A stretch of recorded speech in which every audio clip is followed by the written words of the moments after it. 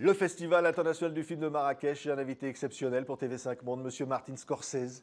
Bonjour Monsieur Scorsese, vous êtes le président de ce jury, un président exceptionnel qui aime tellement ce pays, qui aime tellement le Maroc, qui aime tellement tous les cinémas du monde. Vous êtes heureux ici, on le sent. Yes, I am. I was first here in 1983 and eventually came back to shoot a film in 1987 with a very, very important, passionate project for me, which when we made that film, it was Last Temptation of Christ.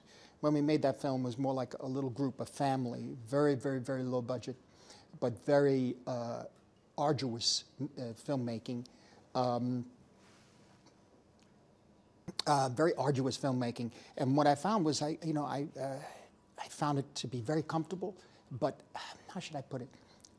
Working with the Moroccan people on the crew, it was a great experience. It was very warm, very open, ecumenical in the sense of religious ecumenicism, which included all of us really, and lifted our spirits a great deal. Landscape, the people, the color, and the rhythm of the life.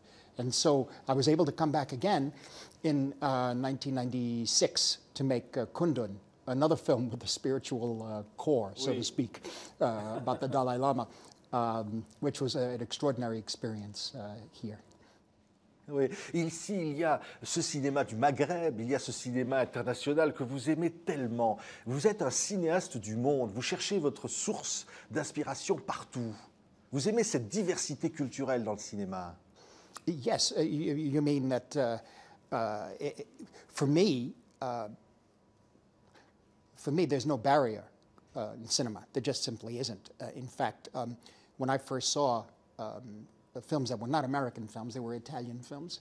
I was 5 or 6 years old. It was the films of De Sica and Rossellini and Open City and Paisa, and how it related to my family. My family was more, at that time, in 1946, 1950, 56, they were more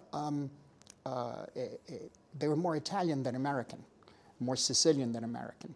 I'm more American than Italian, so I was right in that moment of time where I was living in a very different culture than the American culture around us, and so the connection was not only American films, but what were films apparently that did not come from that land, that came from somewhere else where people spoke differently, although they were speaking the same as my family spoke.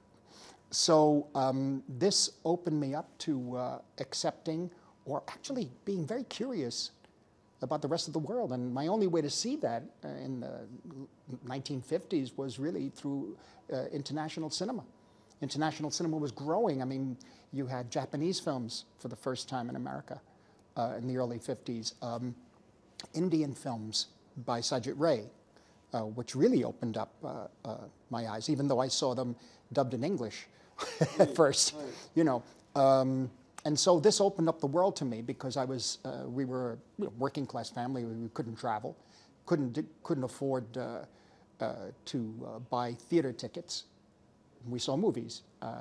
The asthma that I had that was very debilitating, my parents could only take me to the movies. I couldn't do anything else aside from being involved with the parish and the priests, the altar boys, that sort of thing. But in any event, international cinema keeps me inspired and keeps me hopeful about not only cinema, but about the rest of the world. Oui, Hugo Cabret, c'était l'hommage à Méliès, l'invention du cinéma qui est si importante pour vous, finalement les racines de ce cinéma. Vous défendez la protection des films. Il y a un patrimoine culturel dans le cinéma auquel vous êtes très attaché, Monsieur Scorsese. Yes, again,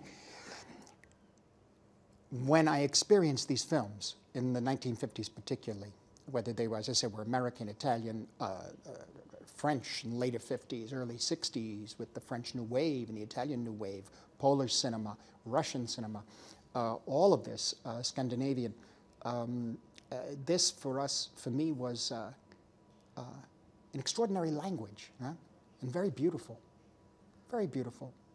many different ways to tell a story with pictures, and also different ways of thinking, and made us curious again about how people thought about life in the rest of the world rather than a small little area of New York or middle of America or the west coast of America.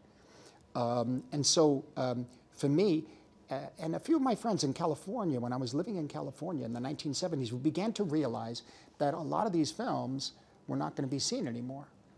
The films that inspired us, myself, Brian De Palma, Paul Schrader, Spielberg, Lucas, all of us. And then so I started to get very upset about it. This was before the advent of video and videotape and then DVD, of course.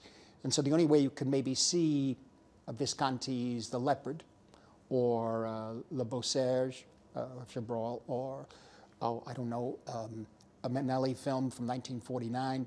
The only way you can see them was a studio print, and that was privileged. Not everyone could have that print. Then you begin to realize that these things were beginning to dissolve and certainly the color was beginning to fade. Just at the time we were told every film had to be made in color, which means color is a statement, an artistic choice. And so we decided to mobilize in a way. And so since 1990, we've been able to pull together, I'd say, have some part of over 640 films that we were able, the Film Foundation has been able to restore, including the World Cinema Project too, which has done about 20 films now. Those are concentrating on countries that don't necessarily have the ability to restore their work. Because I think this is an area where I came from where my parents didn't read. Oui. I was able to see, learn about the world through cinema, so I think the same could happen by preserving these films for later generations. Et capter la vie. Vous faites des films musicaux, vous faites des films de fiction. C'est toujours capter la vie, Monsieur Scorsese, en un mot. Le cinéma, pour vous, c'est capter la vie. I think so. I mean, I do enjoy making non-fiction films, films of music or poetry in terms of the Bob Dylan No Direction Home or George Harrison documentary. I find that they're a challenge to tell a story in a different way. And I find also there's kind of a manic desire to learn more as I get older. Time is running out. I have a young child. I try to let her know as much as possible. So this whole idea of teaching and learning, and it suddenly blossomed again in the past 14 years, particularly because the young people around me, you know. My youngest daughter has now turned 14. I'm now a grandfather for a year-and-a-half-old granddaughter. So all of this, I want them to be, as Paul Schrader told me 2 years ago, he says, we came from a time when cinema was taken seriously. I want them to know there's serious cinema, which can be funny, as opposed to cartoon, you know? And so I want them to be able to know that it's all there for them to pick and choose, and that every form of cinema is valid that way, and to not let this individual cinema disappear. Merci, Martin Scorsese. On était tellement heureux et fiers sur TV5 Monde. Monsieur le Président du jury de cette 13e édition du Festival international de Marrakech, de vous accueillir. Merci infiniment. Thank you. Thank you. Thank you.